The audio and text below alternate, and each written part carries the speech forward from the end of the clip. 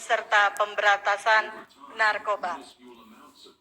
Di segmen ini, tim penyusun materi telah menyusun 2 soal atau 2 pertanyaan untuk masing-masing pasangan calon. Jadi di segmen ini, kita akan memberikan kesempatan kepada pasangan calon untuk menjawabnya secara duet, Pak.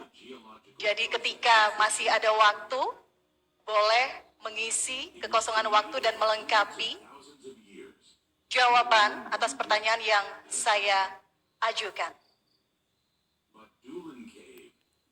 Baik, untuk tema pertama, penanganan disabilitas, saya akan memberikan kesempatan kepada pasangan calon nomor urut 3. Pertanyaannya, penyandang disabilitas mempunyai kedudukan hukum dan memiliki hak asasi manusia yang sama sebagai warga negara Indonesia dan merupakan bagian yang tidak terpisahkan dari warga negara dan masyarakat Indonesia. Jaminan ini merupakan amanah dan karunia Tuhan Yang Maha Esa untuk hidup maju dan berkembang secara adil dan bermartabat. Pertanyaannya, bagaimana strategi yang akan saudara lakukan untuk memberikan jaminan bagi penyandang disabilitas tersebut? Waktu selama 2 menit dimulai dari sekarang. Saya sangat setuju dengan apa yang Ibu sampaikan, bahwa disabilitas adalah keluarga kita yang mempunyai kedudukan hukum yang sama, hak yang sama di negeri ini. Ke depan, memang alokasi APBD itu harus sudah wajib untuk kaum disabilitas ini. Kecil saja misalnya di rumah sakit, terus lampu merah, dan trotoar. Memang harus sudah kita sediakan tempat atau tanda-tanda yang layak untuk para disabilitas ini. Karena masyarakat kita ini ada di desa, kebanyakan ada di desa, maka program kami yang paling tepat adalah kita akan memberikan anggaran yang cukup untuk kepala desa dan perangkat desa, seperti anggaran rumah tangga seperti itu, sehingga pada saat ada keluarga kita disabilitas ini berurusan dengan kepala desa atau fasilitas yang lain, kepala desalah yang harus turun tangan, sehingga mereka tidak dibiarkan sendiri. Karena untuk peralatan dan fasilitas ini pasti kita butuh waktu yang cukup untuk melengkapi semuanya sampai sesuai dengan standar nasional maupun standar internasional seperti di Jepang, di Singapura, di mana-mana. Saya pikir APBD secara khusus harus kita anggarkan untuk ini. Demikian. Baik, waktu Anda habis. Terima kasih. Saya akan beralih ke pertanyaan selanjutnya yang ditujukan untuk pasangan calon nomor urut 2. Saya bacakan, penyandang disabilitas adalah setiap orang yang mengalami keterbatasan fisik, intelektual, mental, dan atau sensorik. Dalam masyarakat kita masih ada stigma negatif bahwa disabilitas masih dianggap sebagai masyarakat kelas 2, sehingga aksesibilitas mereka kurang diperhatikan.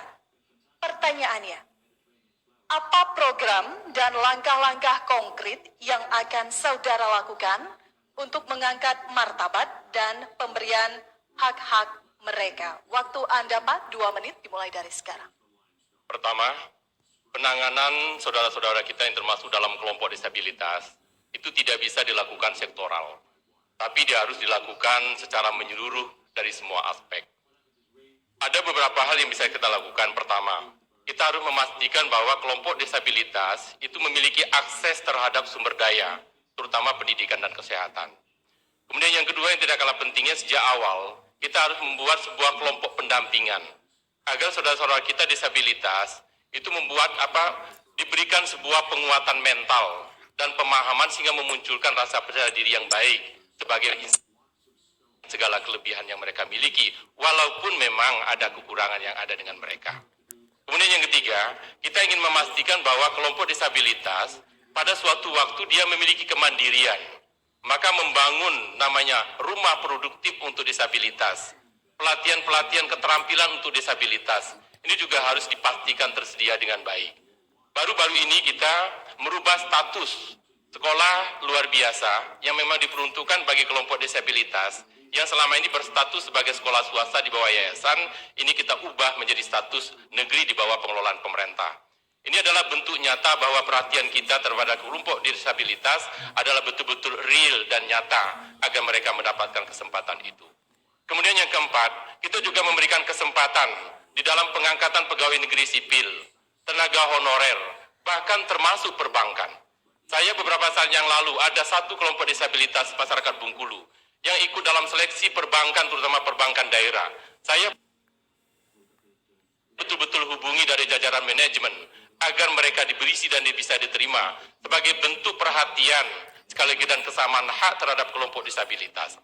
Terakhir, di era sekarang kelompok disabilitas juga bisa kita kenalkan ke dunia entrepreneur terhadap IT. Walaupun dengan keterbatasan, mereka juga tetap bisa berusaha. Terima kasih, waktu Anda habis. Kita akan beralih ke pasangan calon nomor urut 1. Sebagian besar penyandang disabilitas di Indonesia hidup dalam kondisi rentan, terbelakang, dan atau miskin disebabkan masih adanya pembatasan, hambatan, kesulitan, dan pengurangan atau penghilangan hak penyandang disabilitas.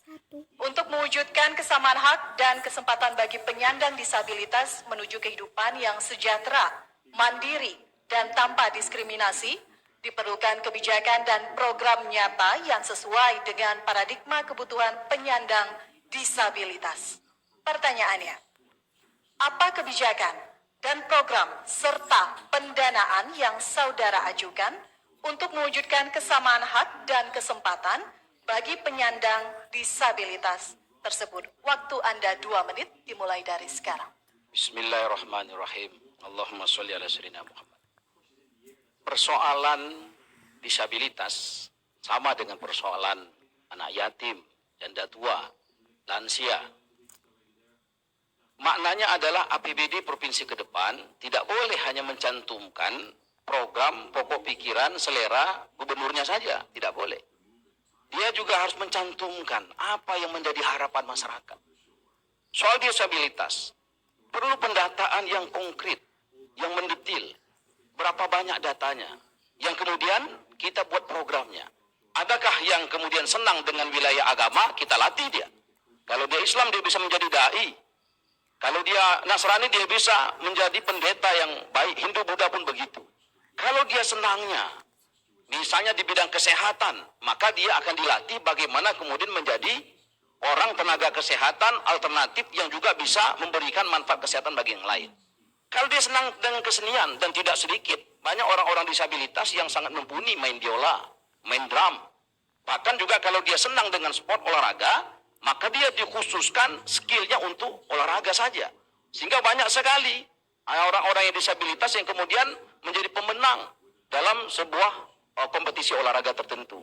Dan yang terakhir, kalaulah dia senang dengan usaha bisnis, maka pemerintah juga menyediakan dalam APBD provinsi itu program untuk mereka juga mendapatkan usaha. Kalau kesehatan, maka kendaraan-kendaraan ambulan juga harus disesuaikan dengan disabilitas. Jangan sampai kemudian ambulan yang kita berikan nanti satu desa satu ambulan tidak ada untuk disabilitas. Di Kota Bengkulu kita sediakan ambulan khusus untuk disabilitas. Bahkan kita sediakan yang tidak punya rumah, kita berikan tempat.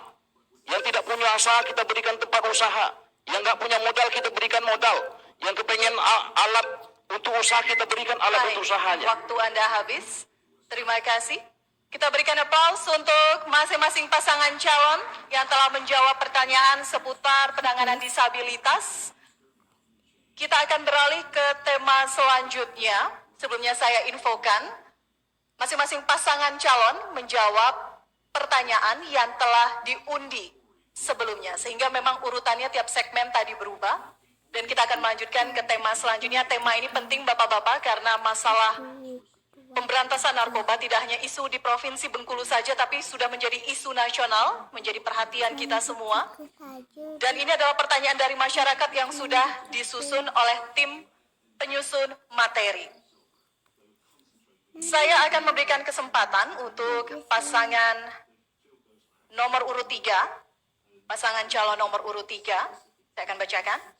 Penyalahgunaan narkoba di Provinsi Bengkulu terjadi pada generasi produktif, termasuk di kalangan remaja, pelajar, dan juga mahasiswa. Kenyataan ini pada gilirannya akan merusak generasi muda dan membahayakan kelangsungan bangsa. Generasi yang lemah akan membuat bangsa menjadi lemah.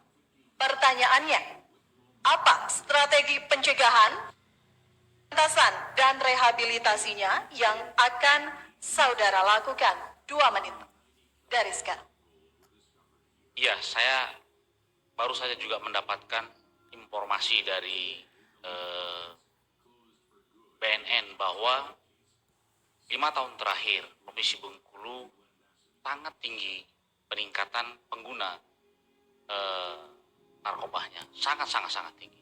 Bahkan presentasinya masuk pada zona merah yang luar biasa. Saya insya Allah orang yang juga ikut andil dalam mendirikan BNN ketika itu, tahu persis bagaimana bahaya narkoba ini. Tapi sekali lagi, dari hasil penelitian di seluruh tempat, pengguna narkoba yang paling banyak itu adalah terkait karena kemiskinan. Karena lapangan pekerjaan yang tidak tersedia, mencari pekerjaan susah, lalu di rumah pun pada posisi yang sangat miskin, yang memberikan penyuluhan pun tidak diberikan fasilitas yang cukup, misalnya para kiai, para dai, para alim ulama, tidak kita support dengan maksimal untuk memberikan pengetahuan yang cukup pada para remaja kita. Ini yang membuat akhirnya mereka terjebak pada narkoba ini. Bagaimana cara mengatasinya? Pertama, kita perbanyak penyuluh agama dan para guru untuk memberikan pengetahuan yang cukup kepada para remaja kita bahaya narkoba. Dan yang paling real juga adalah kita support lembaga atau institusi yang sudah ada, BNN, kita berikan APBD yang cukup kepada mereka agar mereka lebih leluasa mengantisipasi bahaya narkoba ini.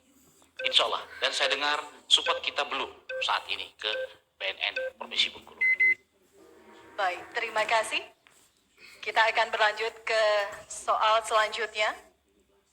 Kepada pasangan calon nomor urut 2, saya akan membacakan.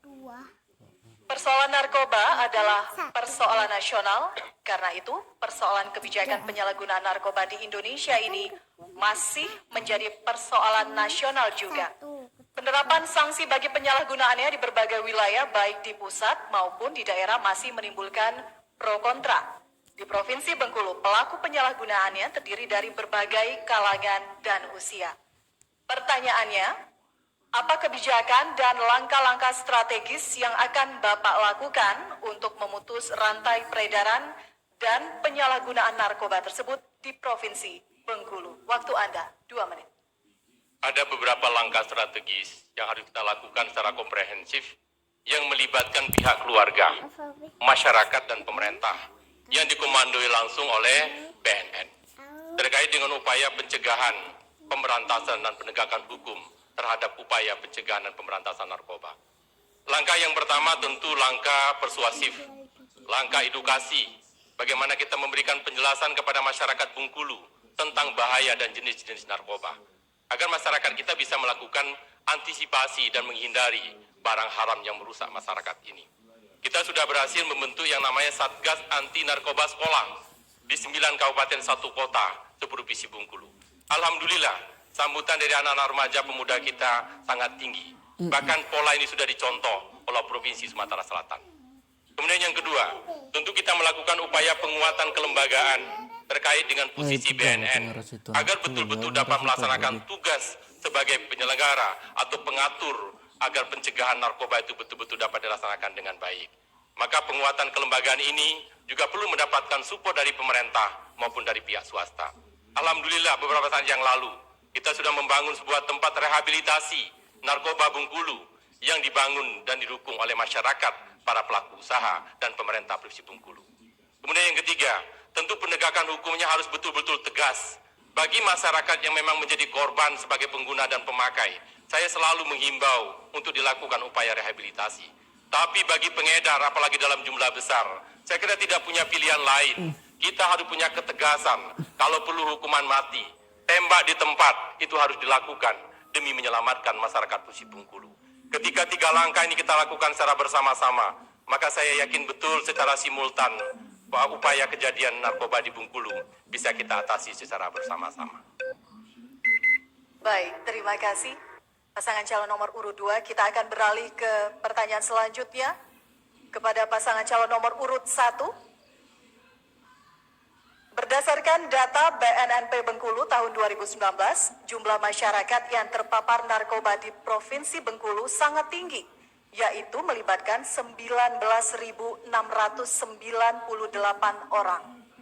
Untuk mencegah penyalahgunaan narkoba tersebut, pemerintah telah menerbitkan beberapa kebijakan, antara lain Permendagri nomor 12 tahun 2019, dan terakhir Inpres nomor 2 tahun 2020 tentang Rencana Aksi Nasional Pencegahan dan Pemberantasan Penyalahgunaan dan Peredaran Gelap dan Prekursor P4GN.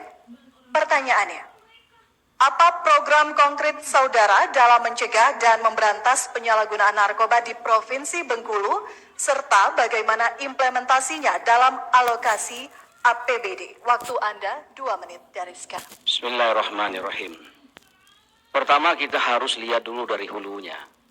Persoalan muncul itu dari rumah tangga. Kalau rumah tangganya berantakan, potensi untuk terjebak kepada narkoba, miras, dan kenakalan lain akan terjadi. Maka rumah tangga ini adalah modal awal untuk pencegah narkoba. Kalau antara suami istri, ketika dia makan suap-suapan misalnya, lalu dilihat anaknya begitu romantisnya bapak ibunya, saya yakin anak seperti ini tidak akan terkena narkoba. Jangankan narkoba, merokok pun saya yakin tidak.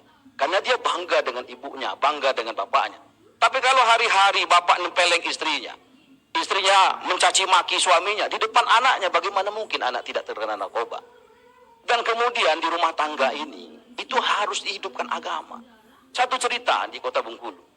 Ada seorang guru yang dapat sertifikasi, harusnya dia lebih mapan, lebih romantis, lebih bahagia. Tapi ternyata dia menggugat cerai suaminya. Datang kepada wali kota, minta tanda tangan, saya katakan nanti dulu. Saya ingin kalian memulai satu amalan agama, makan suap-suapan. Maka kemudian dilakukan selama 1 bulan. 1 bulan kemudian saya tunggu untuk tanda tangan cerai, ternyata tidak. 2 bulan saya tunggu tidak. 3 bulan saya tunggu tidak datang juga. Ternyata dengar kabar anaknya nambah lagi. Saudaraku sekalian, pendekatannya tidak harus kemudian hukum, tembak mati, tidak begitu. Tetapi pendekatannya harus kepada pendekatan humanisme, pendekatan kepada nilai-nilai agama. Kalau dia Islam, maka di rumah tangganya harus ada nilai-nilai agama yang diamalkan, bukan yang dibaca, bukan yang didebatkan, tapi diamalkan. Dan kemudian ketika orang itu sudah terkena narkoba, maka jangan diperangi, jangan dibenci, tapi dirangkul. Caranya bagaimana? Kita sudah banyak menyelesaikan di kota Bengkulu. Yang tadinya terjebak narkoba, ibunya tidak senang karena adanya preman. Kita buat programnya Bengkel Iman. Dan kemudian alhamdulillah. Baik, terima kasih, waktu Anda habis. Kita berikan aplaus untuk masing-masing pasangan calon. Menarik tadi ya, sepakat ketiga pasangan calon concern bahwa isu penanggulangan dan pemberantasan narkoba dan juga terkait disabilitas menjadi salah satu isu yang memang harus kita perhatikan bersama. Dan selanjutnya, ini yang akan kita nantikan, Bapak-bapak, di segmen selanjutnya, masing-masing pasangan calon akan saling menguji ide dan gagasan serta program kerja. Pastikan Anda masih bersama kami akan kembali sesaat lagi. Tetap di debat terbuka. Pasangan